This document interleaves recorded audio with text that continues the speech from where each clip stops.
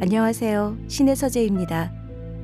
오늘은 김현숙 장편 소설 흐린강 저편 준비했습니다. 작품 속으로 들어가 보겠습니다. 오늘도 편안한 시간 되세요. 구독과 좋아요로 마음을 나누어 주세요.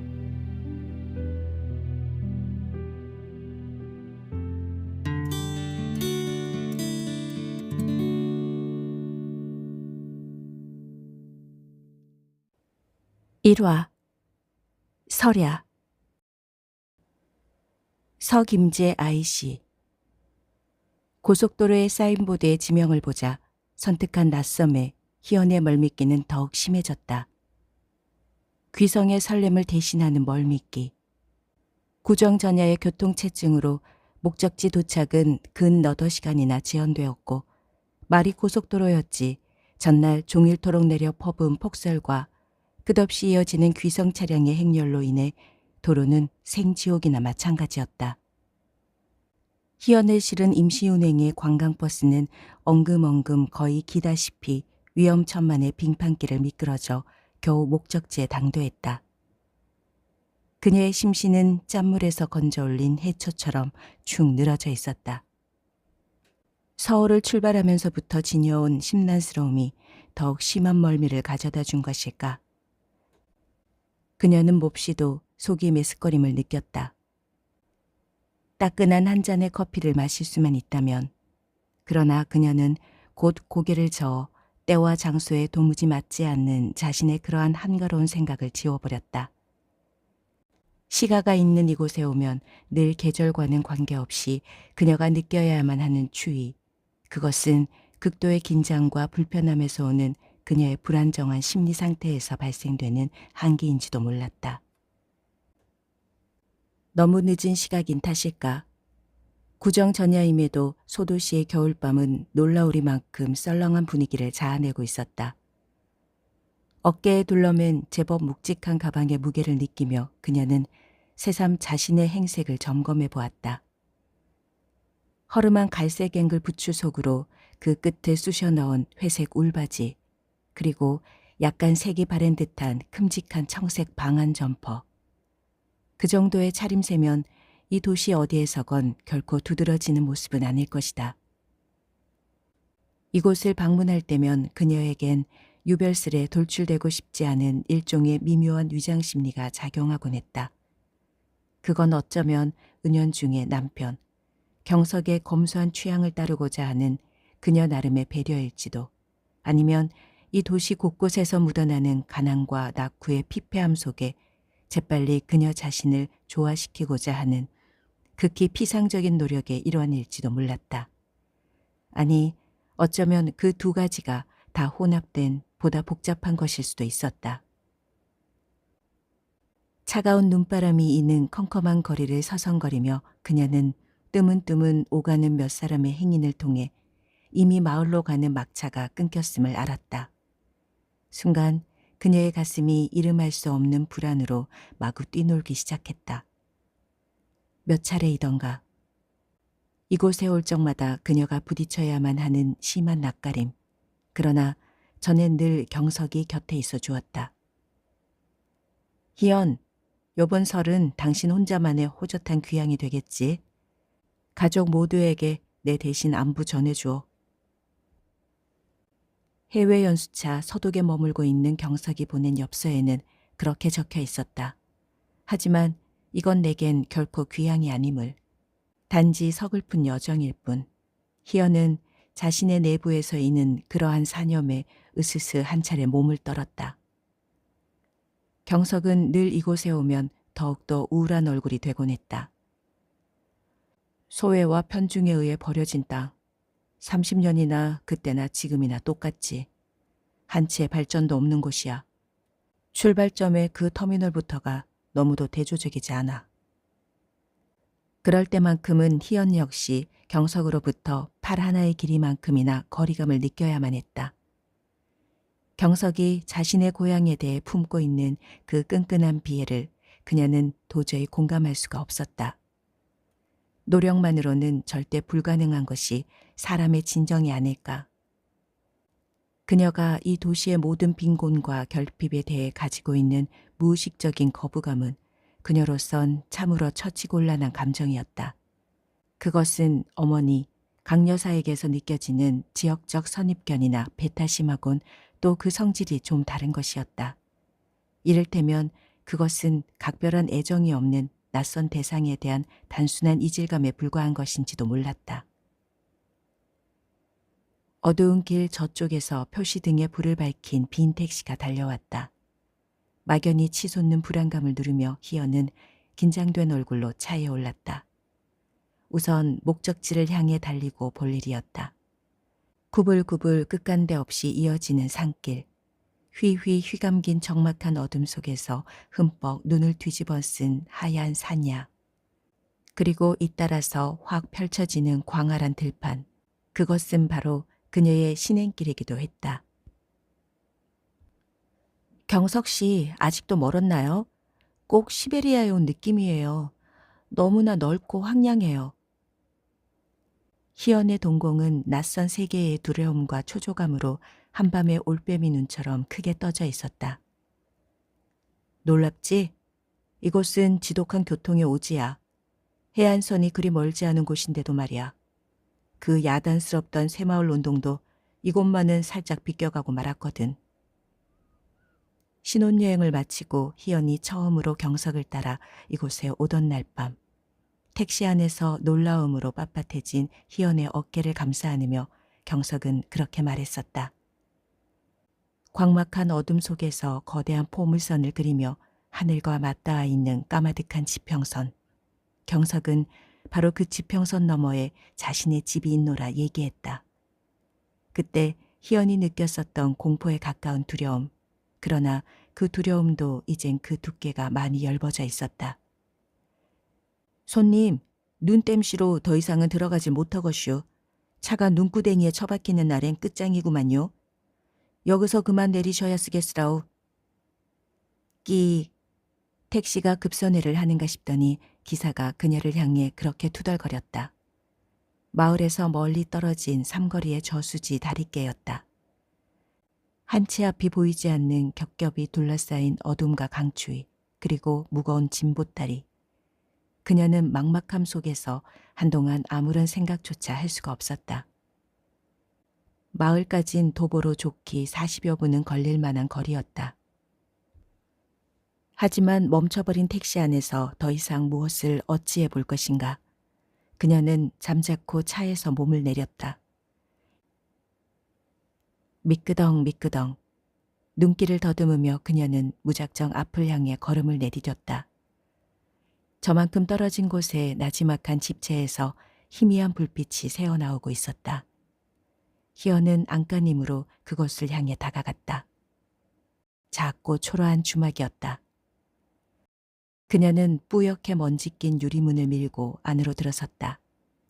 좁은 목노를 사이에 두고 무어라 큰 소리로 떠들며 술잔을 기울이던 사내 두엇이 힐끔 그녀를 훔쳐보았다. 들들들 수동식 전화기에 손잡이를 돌리는 희연의 손길이 가늘게 떨렸다. 어머님, 저예요. 지금 막 이곳에 도착했어요. 여긴 삼거리 주막인데요. 너무 어두워서요. 네, 죄송합니다. 그럼 이따 들어가서 뵙겠어요. 수화기를 놓고 돌아서는 희연을 향해 분더분한 인상의 주모가 얼굴 가득 사람 좋은 웃음을 띠며 그녀에게 말을 건넸다. 네 집 큰애기인고 혀뜸하는 앞마을 네 집 며느리던 갭이여. 설새로 왔구먼이라우. 대답 대신 희연은 그녀를 향해 희미한 미소를 지어 보였다. 그다지 아늑한 편은 아니었지만 바깥에 비해선 한결 포근하게 감싸오는 실내의 공기가 얼어붙은 그녀의 심신을 조금씩 녹여주었다. K시에 도착할 때부터 언뜻 그녀의 뇌리를 스치던 3년 전 그 신행의 일들이 다시금 흐릿한 영상으로 그녀의 눈앞을 가로막았다. 그날 밤도 혹독한 강추위는 매한가지였다. 예외 없이 택시는 삼거리에서 더 이상 못 들어간다고 버텼고 경석과 희연은 차에서 내려 어둡고 험한 눈길을 거의 뛰다시피 걸어야만 했었다. 오히려 잘된 일이야. 자, 우리 막 뛰어가자고. 내가 업어주지. 아, 그만둬요. 희연은 그때 새색시인 자신의 불평과 짜증은 외면한 채 턱없이 기운이 펄펄 솟는 경석이 한없이 미혹스럽게만 여겨졌었다. 그들 앞에 놓인 것은 아득히 뻗어나간 너무도 허허로운 광야였다. 한참을 마치 곤두박질 치듯 그렇게 뛰어야만 했던 새색 시골은 자연히 말이 아니었다. 매서운 추위는 그녀에게 얌전한 색시 걸음을 허용치 않았다. 다몽색 두루마기 밑으로 드러난 한복의 빨간 치맛자락은 엉망으로 펄럭이며 짓이겨졌고 곱게 손질된 올림머리는 풀풀 제멋대로 흘러내렸다. 경석이 자신의 외투 속에 둘렀던 모직 머플러를 꺼내 꽁꽁 언 희연의 얼굴을 감싸주었다. 얼마를 그렇게 더 달렸을까? 그들의 앞 저쪽에서 아른아른 원을 그리며 맴도는 희미한 손전등의 불빛을 따라 저벅저벅 힘찬 발작 소리가 다가오고 있었다. 성님이요? 어허, 형수씨께 털장화를 신겨 오시랬잖여요. 험한 길 오시느라 징그럽게 욕보시네요잉. 새파랗게 얼어붙은 그들의 몸을 비추며 푸근하게 웃고 서 있는 사람. 그녀의 시동생 한석이었다. 이상하게도 희연은 그때부터 앞장서 길을 밝히며 걷고 있는 한석의 뒤를 따르며 더 이상 춥다는 생각이 들지 않았다. 보시오잉, 뜨끈한 보리물 한 잔 드시지라오. 끈끈한 주모의 음성이 희연을 향해 날아오고 있었다. 아, 여긴 삼거리 주막이었지. 희연은 주모로부터 뜨거운 보리차가 담긴 스테인레스 주발을 건네받으며 그제야 자신이 왜 그곳에 있는지를 깨달았다. 우르르릉. 마을 쪽으로부터 괭렬한 오토바이의 폭음이 들려왔다. 깜빡 잦아들 듯 하다간 점점 더 큰 음향으로 희연의 가슴을 향하여 돌진해오는 소리. 갑자기 그녀의 심장 부위에서 심하게 맥박이 뛰놀기 시작했다. 쿵쾅쿵쾅. 그것은 마침내 엄청난 울림으로 완전히 오토바이의 엔진 소리를 덮어버리고 말았다. 니 참 마음고생 억수로 할기다이. 남의 집 마지 노릇이 어디 그리 쉬운 기가. 그라고 거기 사람들 독하닥하는 거사 세상이 다 아는 긴데. 우약고 니 마 버거버서 웃자겠노. 어머니 강 여사는 틈만 나면 희연을 바라보며 그렇게 격정을 하곤 했다. 희연의 거듭되는 반란과 오랜 대립 끝 비로소 강 여사로부터 경식과의 결혼이 승낙된 이후 그래도 강 여사의 입을 통한 거기 사람이란 어휘가 던져주는 고약한 뉘앙스는 그 기세가 많이도 숙져 있었다. 애초 경석을 향한 강 여사의 싸늘한 시선에는 두 가지의 근본적인 이유가 그 바탕에 깔려 있었다. 첫째, 경석이 하필이면 강 여사가 가장 질색하는 거기 사람이라는 것. 그리고 또 한 가지, 매파들 간 거래에서도 그 인기 순위가 가장 하위로 처지는 빈농의 장남이라는 경석이 가진 현실적 배경 때문이었다. 어째 니는 세상 물정도 그래 모르노. 아이고 이 철부지야. 거기 사람이라 함은 니 아버지도 마 생전에 학을 떼시든 거 니 모르나. 강 여사의 판단은 그렇듯 전혀 논리적인 근거가 없는 오직 편견에 의존되었을 뿐인 극히 원색적인 감정의 발로였다. 희연은 강 여사의 그 맹목적인 사고에 더 없는 분노를 느꼈다. 강 여사의 지역 감정은 평균치를 훨씬 웃도는 도저히 희석시킬 수 없을 것 같은 짙은 농도를 품고 있었다. 하지만 희연은 그것이 비단 강 여사의 한 사람에게만 국한된 문제가 아님을 너무도 잘 알고 있었다. 오랜 세월 이 땅에 만연된 기류, 그 어떤 통계학적인 수치나 사회과학적인 자료에 의한 것이 아닌 단지 세상의 오랜 통념에 의해 굳어져 온 쉽게 움직일 수 없는 고질적 고정관념이었다. 희연이 경석을 처음 봤을 때 그녀는 왠지 한 그루의 쓸쓸한 미루나무를 생각했었다. 그녀가 대학을 졸업하고 교사 발령을 받기 전 조그만 번역 사무실에서 알바일을 할 때였다. 경석은 이따금씩 그녀의 사무실에 들러 자신의 회사 업무를 처리해 가곤 했다.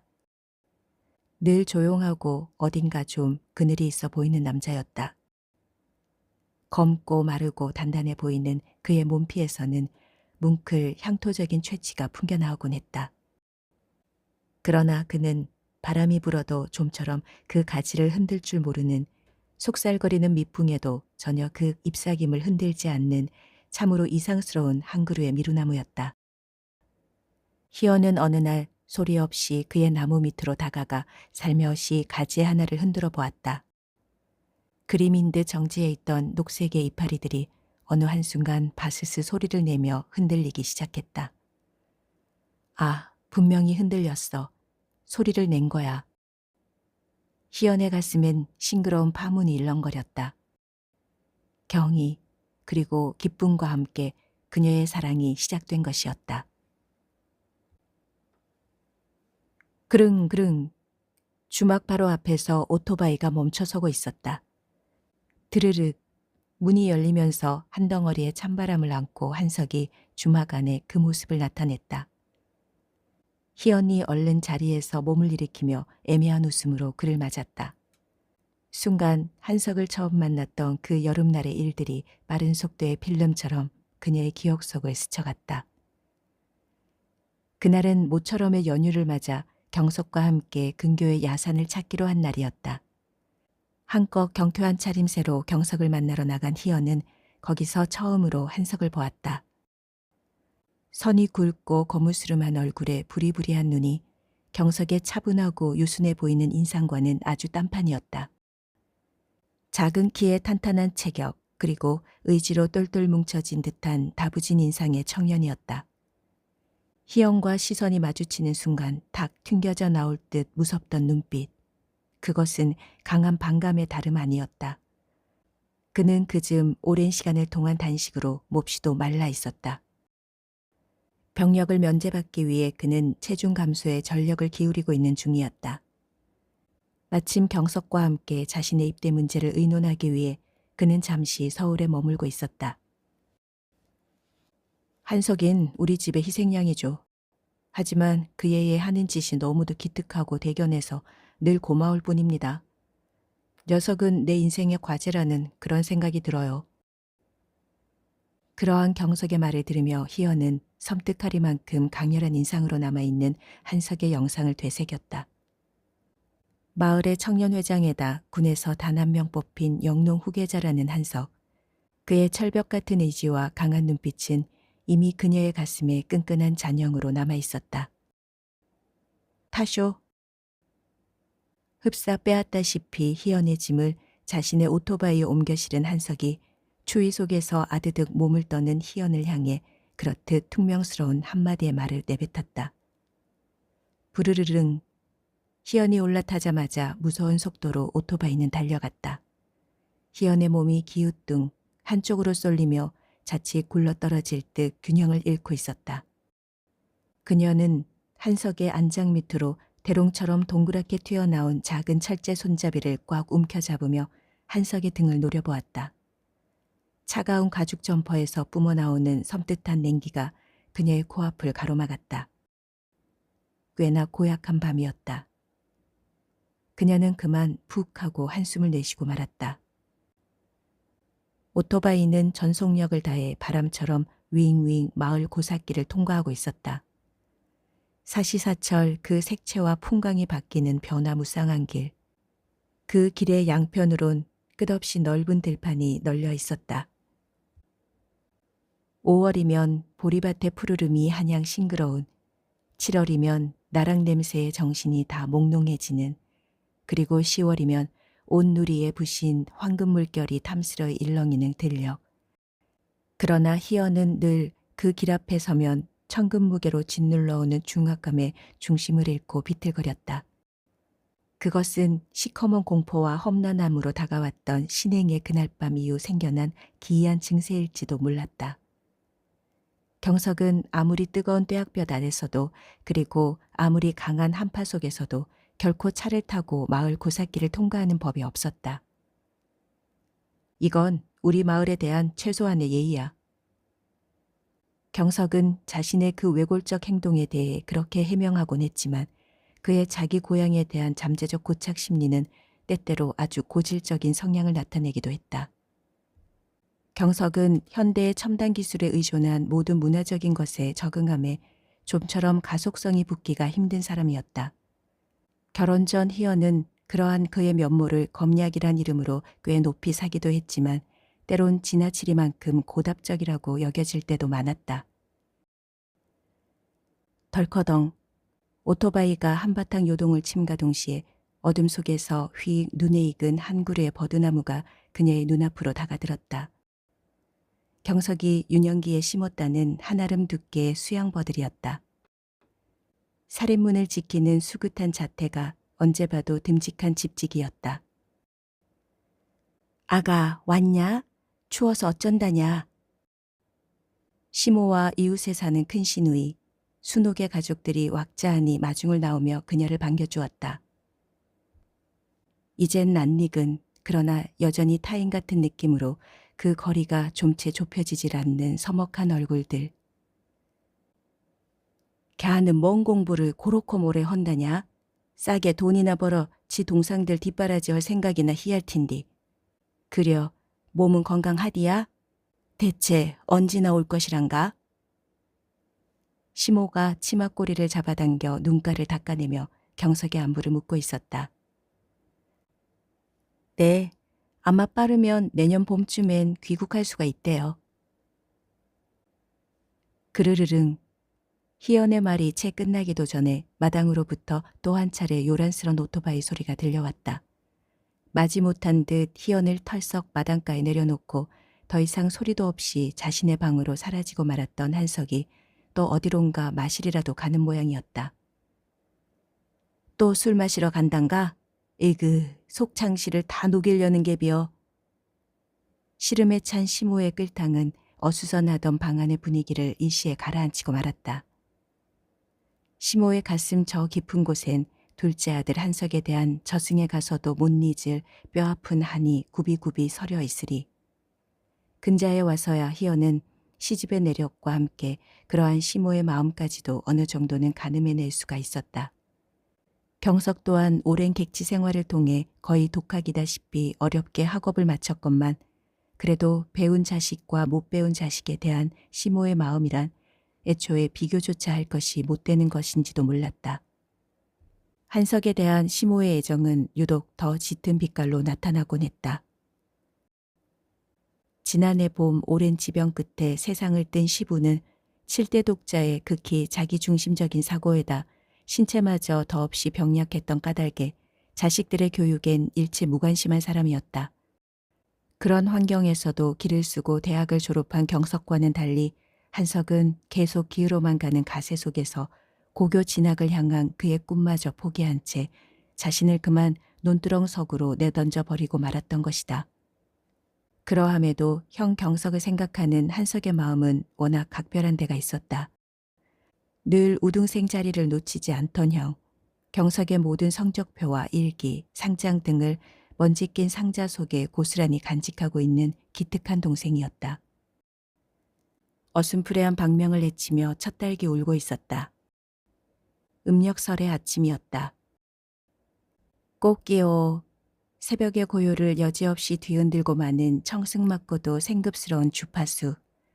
희연은 전신에 돋는 닭살 같은 소름을 느끼며 자리에서 몸을 꿈틀거렸다.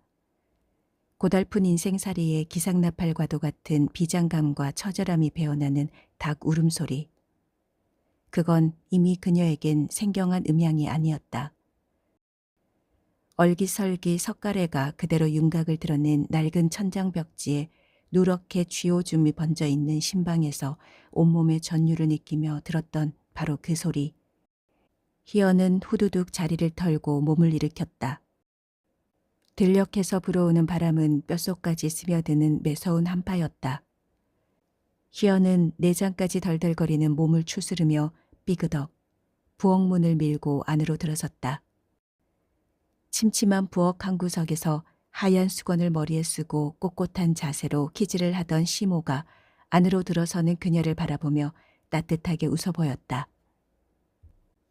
한치의 가식도 보이지 않는 순수한 자연인의 미소, 삶 그 자체에 대한 신앙과도 같은 엄숙함, 경건함으로 일생 행해왔을 신성한 부엌의 의식. 그것은 자식에 대한 애틋한 사랑과 눈물겨운 성실성이 없이는 도저히 불가능한 일이리라. 언니, 뭐더러 이렇게 일찍 일어났디야?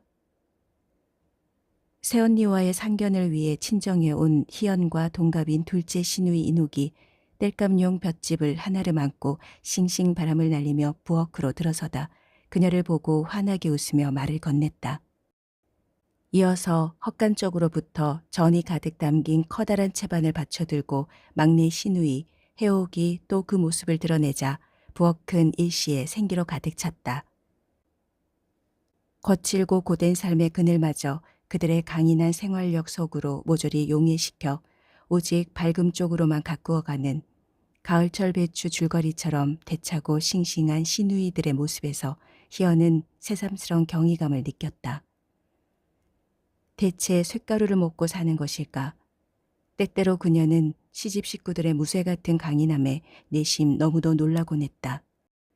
그럴수록 자신에 대해 느껴지는 상대적인 무력감은 더욱더 커져 그녀는 자신의 행동이 마치 움직이는 마네킹처럼 부자연스럽게 삐그덕거림을 깨닫는 것이었다. 아가, 지푸락을 거꾸로 떼면 못 쓰는 베비여. 후제 애 낳을 때 고생언디야. 치솟을 듯 아궁이 밖으로 마구 넘실거리는 성남 불길 앞에서 그녀는 그만 쩔쩔매며 정신없이 부지깽이만을 휘저을 뿐이었다. 시모의 자상한 염려에도 불구하고 그녀에겐 우선 불을 꺼뜨리지 않는 것만이 급선무였다. 매운 연기 탓일까? 급기야 그녀의 눈에선 눈물이 줄줄 흘러내렸다. 어쩌면 그녀는 정말 울고 있는지도 몰랐다. 연기를 핑계로 조금쯤 후련하게 울어버리는 일이란 모든 것에 설고 설어 괜스레 서럽기만 하던 새색시 때부터의 습관성 생리현상 같은 증세였다. 아구매, 이게 다 뭔 냄새요? 밥 타는 냄새 아니여? 형수씨, 불 좀 어지간치 떼시오잉? 설날 아침부터 누룽지 잔치를 혀야 쓰겄소? 세수를 하려는지 수건을 목에 걸고 막 부엌으로 들어서던 한석이 마구 소리를 지르며 과장된 너스레를 떨고 있었다. 아가, 욕봤다. 이제 좁게 쉬도록 켜. 차례 절차가 끝난 후 아침나절부터 줄여 들이닥친 세뱃꾼들의 치닥거리로 하루 종일 부엌에서 헤어나질 못하던 희연이 저녁 설거지를 마치고서야 겨우 방 안으로 들어서는 것을 보고 시모가 딱한 얼굴로 그렇게 말했다. 희연을 도와 이리 뛰고 저리 뛰며 열심히 부엌 일을 거들어주던 시누이들도 잠시 어디 이웃을 갔는지 집안은 매우 조용했다.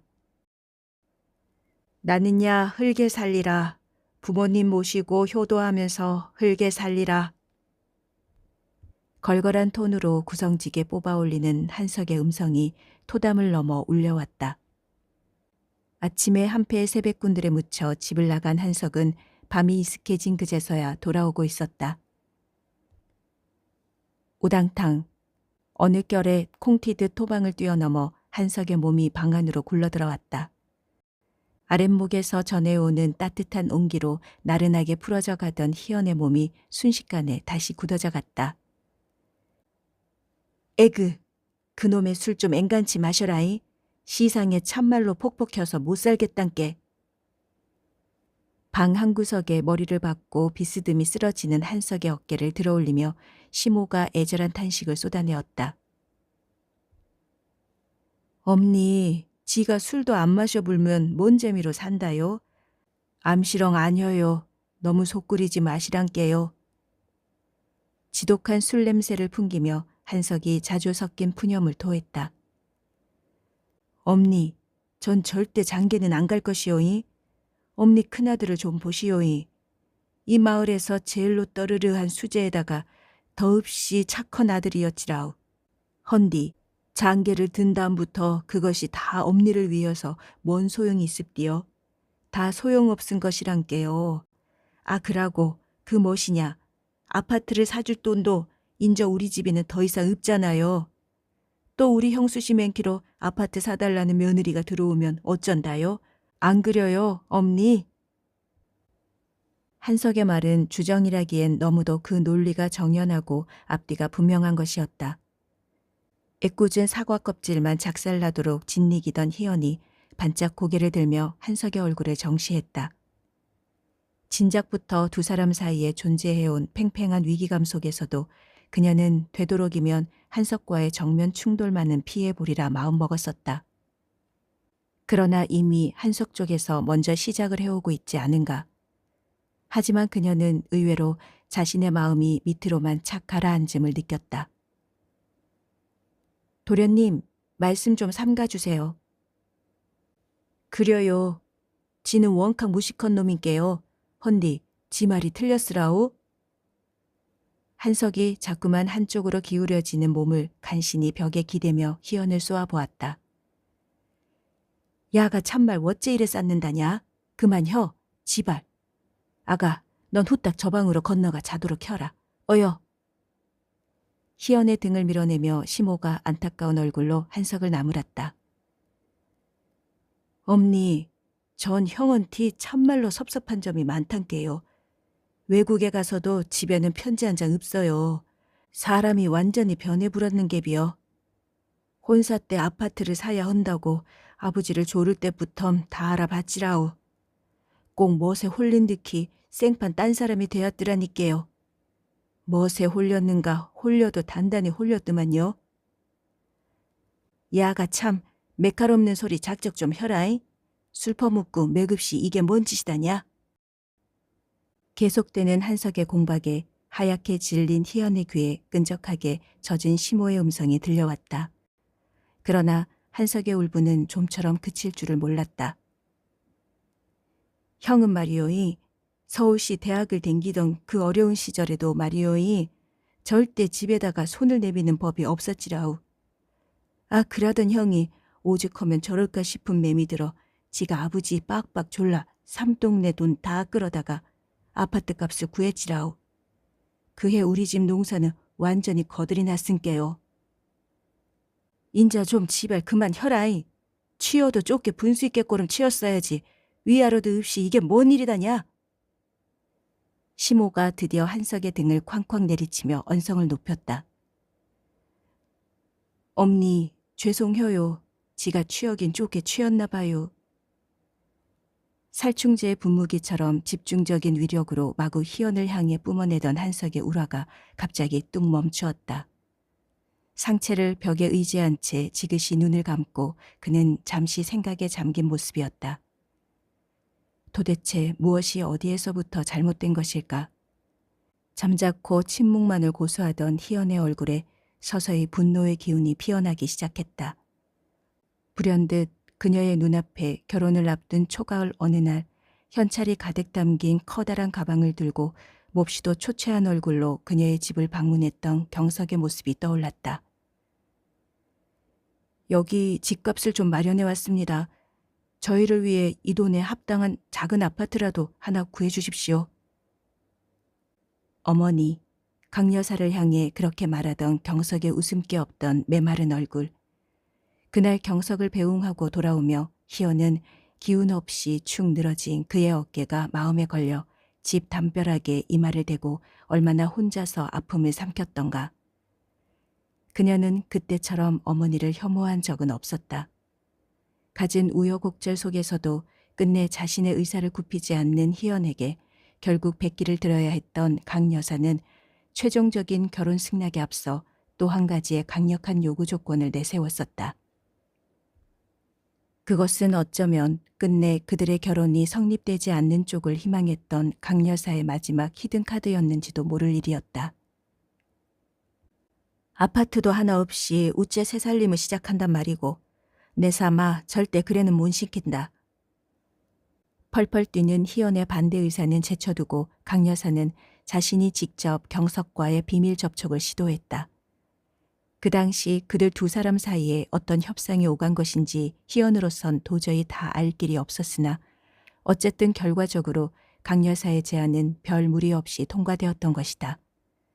그리고 비록 15평짜리의 작은 서민 아파트였지만 그것은 강 여사로 하여금 더 이상 그들의 결혼에 이의를 달 수 없도록 하는 중요한 버팀목이 되어준 것이 사실이었다.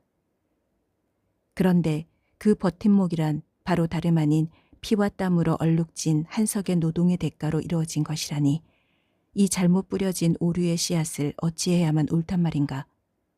모든 것은 자신에 대한 강 여사의 철저한 과보호가 빚어낸 결과였다. 희연의 얼굴이 짙은 낯빛으로 굳어지고 있었다. 비록 다리 밑에서 거적을 깔고 살아간다 해도 그녀는 모든 것을 처음부터 다시, 그리고 새로 시작하고만 싶었다. 일순 그녀의 얼굴엔 결연한 빛이 스쳐갔다.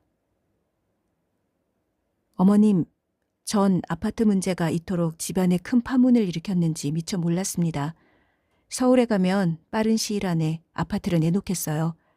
그리곤 모든 것을 다시 시작하겠습니다. 희연의 나직한 음성이 가늘게 떨리고 있었다. 순간 무섭게 부릅뜬 한석의 두 눈이 돌연 희연을 향해 불을 뿜었다.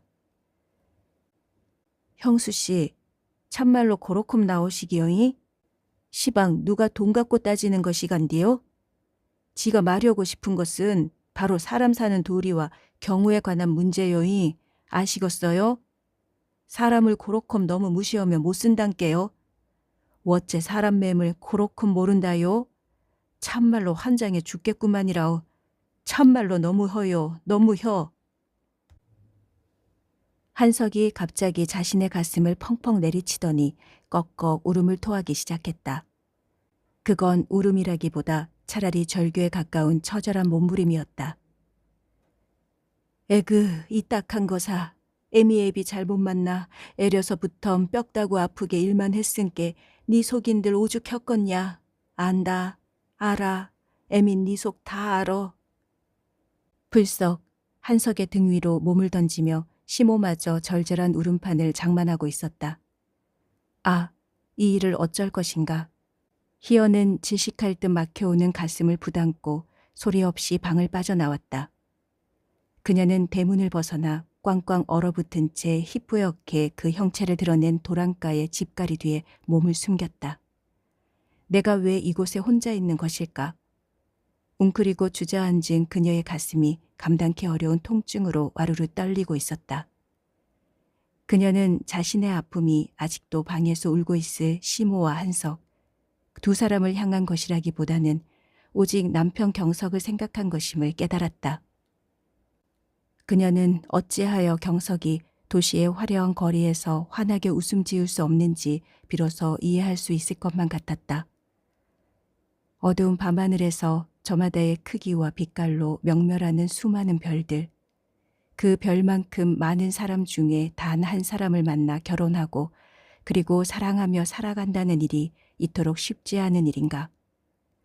결혼식 전날 밤 강 여사는 희연을 향해 마지막 다짐의 말을 잊지 않았었다. 네 조와 택한 길 아이가 웃자든지 찍소리 말고 탈 없이 살아야 한대. 그렇게 말하며 강 여사는 희연의 손을 꼭 잡아주었었다. 지난 겨울 온 나라가 용광로처럼 들끓어대던 거국적인 대통령 선거 때 강 여사는 우정 그녀에게 전화를 걸어왔다. 내 삼아, 니캉 우리 사위 생각해서 무조건 거기 사람 찍을란다. 그래 알고 있그레이? 강 여사의 전화 내용은 그것이 전부였다. 논리성 없고 단순하기가 마치 어린아이 같던 강 여사의 맹목적인 자식의 앞에서 희연은 그만 할 말을 잃었었다. 지역 감정이란 그렇듯 아무에게도 존재하지 않는 헛개비 같은 것인지도 모른다. 누구에게나 어머니의 경우처럼 그렇게 쉽게 바뀔 수 있는, 그리고 그다지 크게 문제될 것이 없는 가변적인 것. 다만 자신들의 실리와 유익을 위해 그것을 적극 필요로 하는 몇몇 사람들에 의해 필요 이상으로 확대되고 감염되어 마침내 전염병처럼 급속도로 번져나가는 것. 그것이 바로 지역 감정의 실체일는지도 모른다. 어머니를 생각하며 희연은 끝없는 상념에 빠져들고 있었다. 곧 새벽이 올 시간이었다. 첫 딸기 울기 전에 눈이라도 좀 붙여야만 할 것이다. 아침이면 그녀는 또 서울을 향해 출발해야 할 사람이었다. 다음 날 아침 희연이 떠날 채비를 하는 동안 진보다리에 더 넣고 덜어내고 하는 시모와의 실랑이 속에서 희연이 떠날 채비를 하는 동안 한석은 또 어디론가 훌쩍 나가버리고 없었다. 끝내 이렇게 헤어져야만 하다니. 희연의 가슴이 서늘하게 내려앉았다. 겨울답지 않게 확 풀어진 날씨는 왠지 그녀의 기분을 더욱 맥풀리게 하고 있었다. 시집 식구들과 작별 인사를 끝낸 그녀가 막 마을 고삿을 벗어나려 할 때였다. 위윙. 나는 듯한 속력으로 한 대의 오토바이가 그녀를 향해 질주해오고 있었다. 점점 가까이 다가오는 모습, 한석이었다. 애써 희연과 눈길이 마주침을 피하며 그는 심히 무렴한 낯빛으로 말없이 희연의 짐을 자신의 오토바이에 옮겨 실었다. 타시죠. 그는 희연을 향해 전에 없이 깍듯한 표준말을 사용하고 있었다.